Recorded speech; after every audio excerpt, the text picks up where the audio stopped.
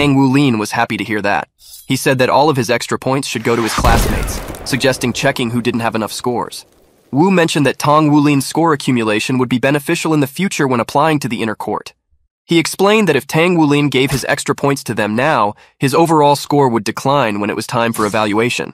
Tang Wulin replied that he was self-assured and